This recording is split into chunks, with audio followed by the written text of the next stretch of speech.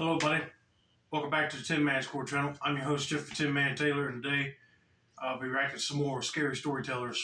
And the first one that I'll be reacting to is Midnight Nightmare. The video is titled Four Disturbing True Roommate Horror Stories.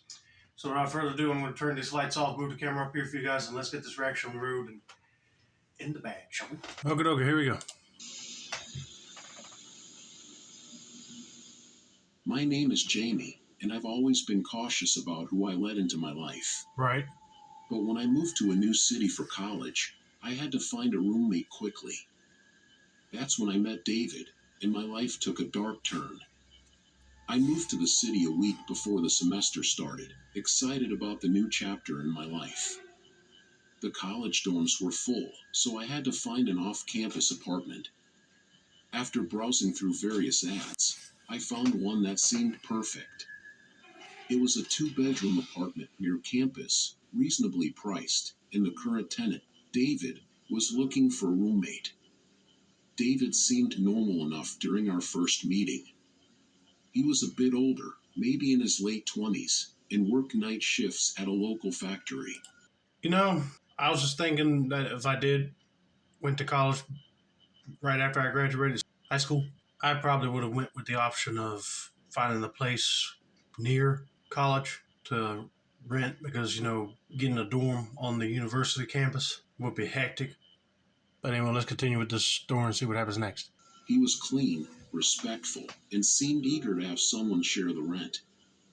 I moved in a few days later, ready to start my college adventure. At first, things were fine. David and I had different schedules, so we didn't see each other much. He would come home early in the morning and sleep while I was at school, and by the time I got home in the evening, he was getting ready for work. We had polite conversations in passing, but that was the extent of our interactions. One evening, about a month after I moved in, I noticed something strange. I came home to find David sitting in the living room, staring blankly at the TV, which was turned off. He didn't seem to notice me at first, and when he did, he gave me a forced smile and went to his room without a word. Okay, that's a little weird. You first meet this guy, and now he's acting weird. He's watching TV and then gives you a creepy smile and walks up and walks into his room. I'll be like, maybe I should start looking for another place to rent out. It was unsettling, but I chalked it up to him being tired from work. Over the next few weeks, I began to notice more odd behaviors. David started leaving his door slightly ajar at night, and I could hear him whispering to himself. Sometimes, I would catch him watching me, quickly looking away when I noticed. I started feeling uneasy in my own home, but I tried to convince myself that I was overreacting. One night, I woke up to the sound of something rustling in my room. My heart pounded as I strained to see in the darkness. I flicked on the bedside lamp and saw David standing in the doorway, his eyes wide and unblinking. "David? What are you doing?" I asked, trying to keep my voice steady. He didn't answer.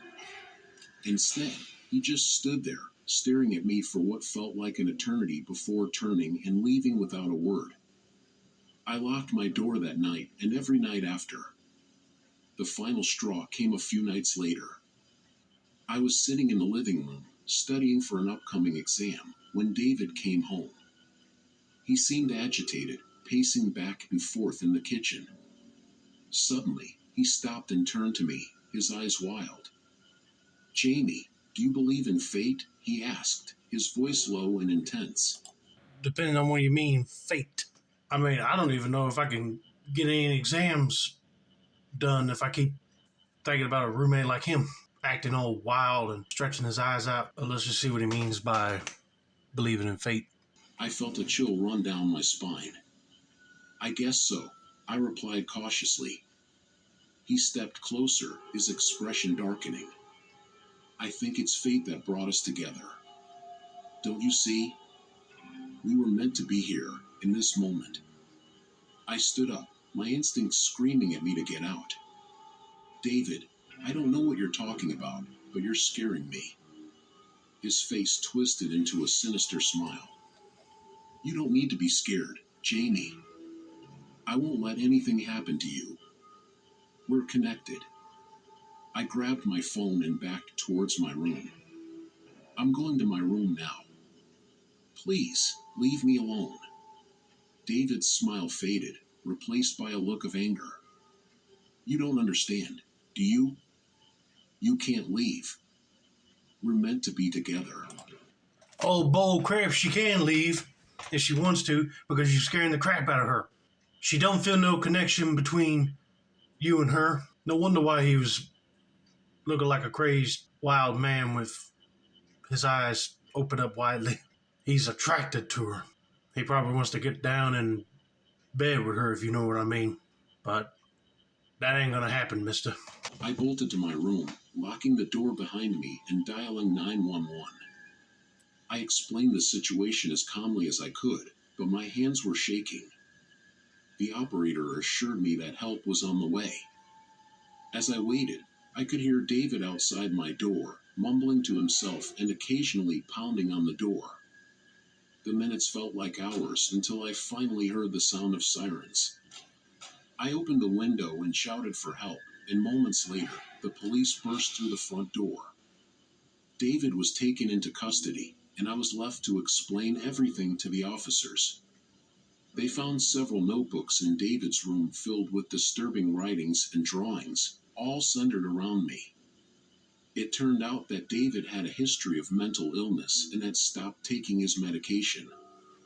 I moved out the next day, staying with a friend until I could find a new place.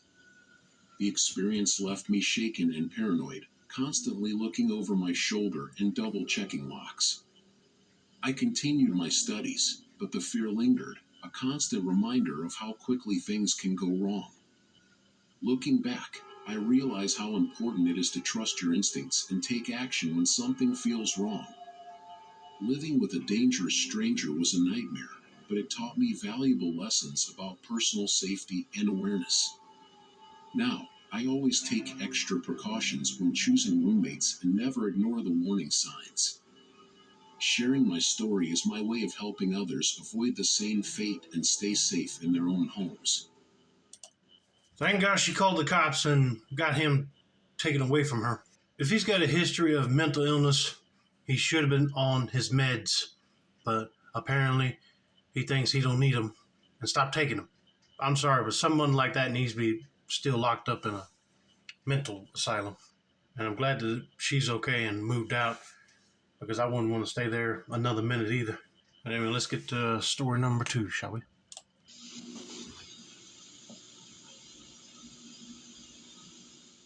My name is Emily, and I used to think that finding a roommate online was the best solution to splitting rent costs. That was until I met Claire, the woman who turned my life into a living nightmare. It all started a year ago when I moved into a quaint 2-bedroom apartment in a quiet neighborhood. Claire was my new roommate, a seemingly kind and friendly woman in her late 20s. She was neat, polite, and worked as a graphic designer from home. We bonded over our shared love for cooking and Netflix binge-watching sessions. The first few weeks were great, and I felt like I had found the perfect roommate. However, things started to change subtly. Claire began to show an unusual interest in my personal life. She would ask detailed questions about my work, my friends, and even my family. No, no, no, no, no, no. Don't answer those questions. I mean, I know sometimes roommates can like end up becoming best friends with you and you trust them enough to answer those questions. But if you just moved in with somebody and you barely even know them and they start asking questions like that, then I'll be like, why do you need to know? Because I got a feeling that this person might end up stalking you at work and your family. And you don't want that. But I don't know if that's going to be the case or not. So let's just see what happens. At first, I thought she was just trying to be friendly, but her questions became more intrusive over time. She wanted to know where I was going, who I was meeting, and what time I would be back. It was as if she was trying to control my every move. One evening, I came home later than usual after meeting a friend for dinner. Claire was waiting for me in the living room, her face a mask of concern. Where were you? I was so worried, she said, her voice trembling. I assured her I was fine, but her reaction seemed over the top for someone I had known for just a few weeks. Over the next few months, Claire's behavior became increasingly possessive.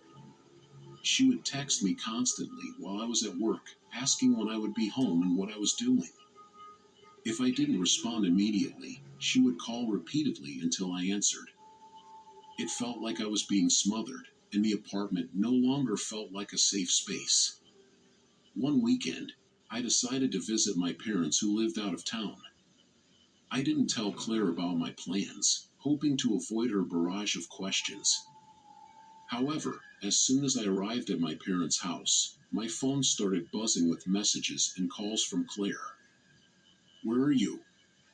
Why didn't you tell me you were leaving? She demanded. I felt a chill run down my spine. How did she know I had left? When I returned home on Sunday evening, I found Claire sitting on the couch, staring blankly at the TV. We need to talk, she said without looking at me. She accused me of being secretive and dishonest, and insisted that as roommates, we should share everything with each other. No, not really. She might have forgot that she was going to tell you that she was leaving, but golly, you don't need to know every single detail about her life. She went to go visit her parents for a little bit. Let her have her space. The way she's describing her roommate, it seems like she needs to be locked up in an asylum because she's too attached to her roommate and wanted to know everything. Her intensity scared me, and I realized I needed to find a way out of this situation. The final straw came one night when I was lying in bed, trying to fall asleep. I heard Claire's footsteps outside my room, and then the sound of my doorknob turning.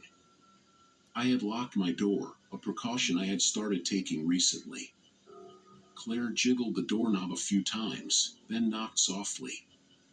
Emily, are you awake? She whispered. I pretended to be asleep, my heart pounding in my chest. After a few minutes, she left, but I couldn't shake the feeling of being trapped in my own home. The next day, I decided to look through Claire's room while she was out. I felt guilty for invading her privacy, but I needed answers. What I found was terrifying.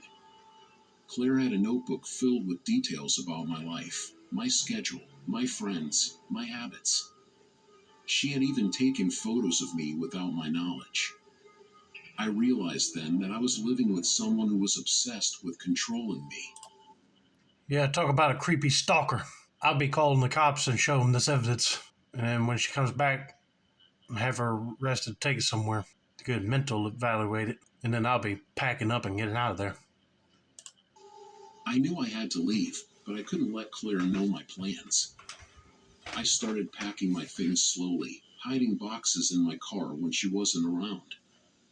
I found a new place to live and arranged to move out on a day when Claire was scheduled to be out all day. The morning of my move, I left a note on the kitchen counter explaining that I couldn't live with her anymore and that I needed my space. I didn't go into details, fearing her reaction if she knew I had gone through her things. As I drove away from the apartment for the last time, I felt a mixture of relief and fear. Claire called and texted me repeatedly over the next few days, but I never responded. I changed my phone number and blocked her on all social media. Even now, months later, I still feel a lingering sense of unease. I learned a valuable lesson about trusting my instincts and the importance of being cautious when choosing a roommate. Claire's possessive nature left a lasting impact on me, a reminder that sometimes, the people we invite into our lives can become our worst nightmares. Yeah, that's true. Thank God you just got out of the apartment that you were renting out with Claire. But I still would have called the cops because that's just a little scary knowing that she took pictures of you without you even knowing and was writing down everything about you, basically. And that ain't right. That's like invasion of privacy right there. But I'm just glad that Claire did not get so mad to the point where she would be stalking her and follow her to where her new apartment's at. that's when the nightmare will begin. Like you can't shake her. But she did the right thing of blocking her on every social media and changing her phone number just so she wouldn't be bothering her. I always thought that finding a roommate through mutual friends was the safest bet. For sure. But that illusion shattered when I discovered the dark secret my new roommate, Brian, had been hiding. I had just moved to a new city for a job opportunity and needed a place to stay. A friend of mine introduced me to Brian, who had an extra room available in his apartment. Brian seemed like a great guy, friendly, easygoing, and he worked as an IT specialist. We hit it off immediately, and I moved in within a week. At first, living with Brian was fantastic. We shared a love for gaming and often spent evenings playing video games or watching movies. The apartment was clean and well maintained, and Brian's tech savviness meant we had all the latest gadgets. So basically, everything's running smoothly. You find somebody that's into playing games and watching movies like you do, but also since they're an IT person, they might have the latest tech. I mean, hey, sounds cool to me. But let's just see where everything goes south. He even installed a top-notch security system, which made me feel safe. However, as time went on, I started to notice odd things. Sometimes, when I came home from work, I would find items in my room slightly out of place. A book moved, clothes shifted, my laptop repositioned. At first, I brushed it off, thinking I was being paranoid. But the feeling of being watched persisted. One night, while I was in the living room, I caught Brian staring at me from the hallway. When I asked if everything was okay, he quickly looked away and mumbled something about needing to check the security system. I shrugged it off, but the incident left me feeling uneasy. A few weeks later, I had a particularly stressful day at work and decided to take a long, hot shower to relax. As I was drying off, I noticed a small, blinking red light coming from the air vent. My heart pounded as I realized it was a hidden camera. I quickly covered up and inspected the vent closer, confirming my worst fears. Panicked, I checked the rest of the bathroom and found another hidden camera behind the mirror. My mind raced, and I felt a wave of nausea. Who had placed these cameras? And how long had they been recording me? I confronted Brian that evening. He seemed genuinely shocked and denied knowing anything about the cameras. Oh, crap. I guarantee you it was him, but he's just acting all, I don't know, type of attitude. Because you said he's a tech savvy person. I bet you he placed him in there just to see you in the shower, which is very disturbing. That's an invasion of privacy right there. He suggested we call the police, but something in his eyes made me doubt him. I couldn't shake the feeling that he was lying. That night, I barely slept. I kept thinking about the cameras and wondering if there were more hidden around the apartment. The next day, while Brian was at work, I decided to conduct a thorough search of the place. In my room, I found another hidden camera inside a smoke detector. The realization that Brian had been spying on me this entire time made my skin crawl. I felt violated and helpless. I decided to act quickly. I packed a bag with essentials and planned to leave that night. As I was gathering my things, Brian came home unexpectedly early. He saw the packed bag and immediately understood what was happening. "Where do you think you're going?" he asked, his voice cold and menacing. "I know about the cameras, Brian." "I'm leaving," I replied, trying to keep my voice steady. Brian's face twisted with anger. "You have no idea what you're talking about. Those cameras are for security purposes." I didn't believe him for a second. "Security purposes in my bedroom and bathroom? Do you think I'm that stupid?" Brian's expression shifted from anger to something darker. "You should have minded your own business, Alex." Fear surged through me as Brian advanced. I knew I had to get out of there. I grabbed my bag and made a run for the door. Brian lunged at me, but I managed to dodge him and sprinted down the hallway. I fled the apartment and called the police from a nearby convenience store. They arrived quickly and escorted me back to the apartment. Brian tried to act innocent, but the police found the cameras and arrested him on the spot. It turned out Brian had a history of installing hidden cameras in his previous apartments and spying on his roommates. The thought of how many people he had violated made my stomach churn. I moved out immediately and found a new place to live, this time with someone I knew and trusted. The experience left me shaken and paranoid about my privacy, but it also taught me a valuable lesson about the importance of being cautious and aware of who you live with. Over time, I found a new job in a different city and cautiously started looking for a new place to live. This time opting for a smaller, more secure apartment where I could live alone. I invested in my own security system, ensuring I had control over who had access to my space. It's been over a year since that horrifying experience with Brian, and while the fear has lessened, it hasn't disappeared completely. I still check for hidden cameras out of habit, and I find it hard to fully trust new people.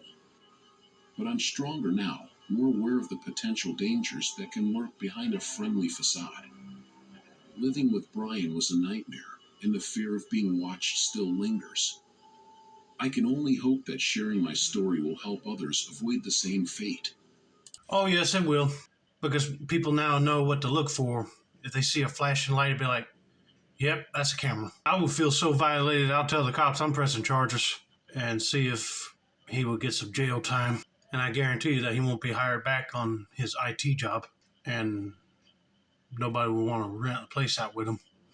Now, I understand if it was women, he'd probably get some gratification out of that. But men, no. Weird. Security purposes, my foot.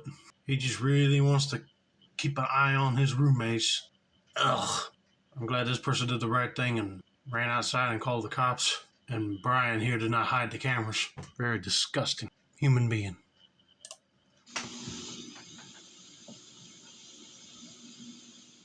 After graduating from college, I moved to a new city for a job opportunity.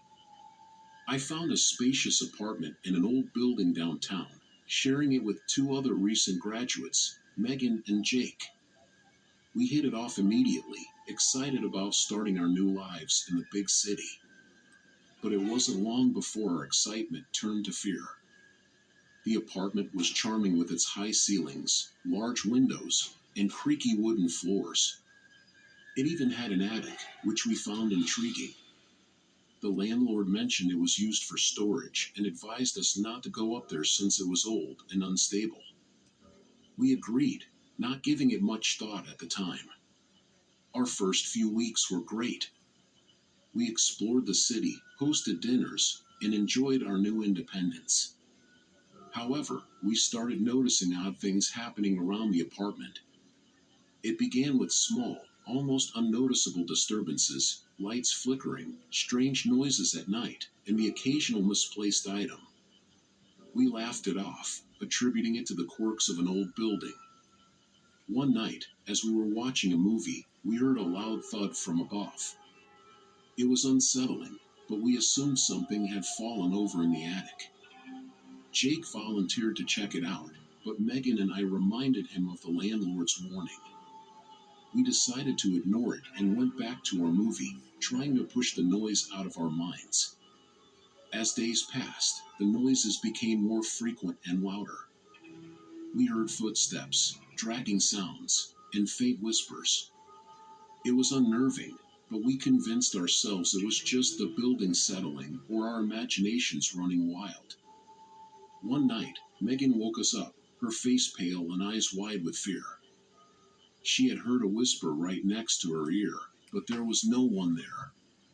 Jake and I tried to comfort her, suggesting it was just a vivid dream. But deep down, we were all starting to feel the weight of unease. The turning point came when we noticed a pattern in the disturbances. They always occurred around midnight. Determined to find an explanation, We decided to stay up together one night, armed with flashlights and kitchen knives, ready to confront whatever was causing the noises. As midnight approached, the air in the apartment felt thick with tension. We sat in the living room, straining to hear any sound. At exactly midnight, we heard it, the unmistakable sound of footsteps coming from the attic. Just about to say that if you're hearing someone whispering to you, it's probably someone that was hiding in the attic and they came down to mess with you by whispering and then hide back in the attic without making any noise. Go over to the attic and check it out carefully and make sure nobody don't jump out at you. Our hearts pounded as we exchanged nervous glances. Jake, being the bravest among us, decided it was time to investigate. He grabbed a flashlight and headed towards the attic ladder. Megan and I followed closely behind, our anxiety growing with each step. As Jake pushed open the attic door, a musty smell wafted down, and the air felt colder. We climbed the ladder slowly, our flashlights cutting through the darkness. The attic was cluttered with old furniture, boxes, and cobwebs. It looked like it hadn't been touched in years. But then we saw it, a small, dusty mattress in the corner, with what appeared to be old, tattered blankets. Our blood ran cold when we noticed something else. There were fresh footprints in the dust, leading from the mattress to the attic door. We weren't alone up here. Suddenly, the door slammed shut, plunging us into darkness. We screamed, our flashlights flickering as we scrambled to the door. It wouldn't budge. Panic set in as we banged on the door, shouting for help. The footsteps started again, but this time, they were coming towards us. In the dim light, we saw a shadowy figure moving, and a cold, sinister laugh echoed through the attic. Just as we felt all hope was lost, the door burst open, and our landlord stood there, a look of shock on his face. He quickly helped us down and locked the attic door behind us. We were shaken, barely able to speak as we tried to explain what had happened. The landlord revealed that the building had a dark history. Years ago, a previous tenant had gone mad and was rumored to have lived in the attic, terrorizing the other residents. He had been evicted, but strange occurrences continued, leading to the attic being sealed off. We moved out the next day, unable to stay in the apartment any longer. The experience left us traumatized, haunted by the memories of that night. Living with roommates can be challenging enough, but when the past comes back to haunt you, it can turn your life into a nightmare. Okay, it ain't no actual person that was bothering them, but it was the ghost of a former tenant that went insane. I mean, the landlord should have already spoken up about that before they even agreed to rent the place out. Because if you're hiding dark secrets, then people will not trust you ever again. You think that you were renting out a nice place, but then it's haunted, you will have a hard time sleeping. That kept on occurring. But I hope you guys enjoyed this video. Don't forget to like, subscribe, turn on post notifications for more midnight nightmare content like this. This has been another successful installment of the Tin Man Score channel. I'm your host, Jeffrey Tin Man Taylor. I said that's a wrap, and have a nice day, y'all.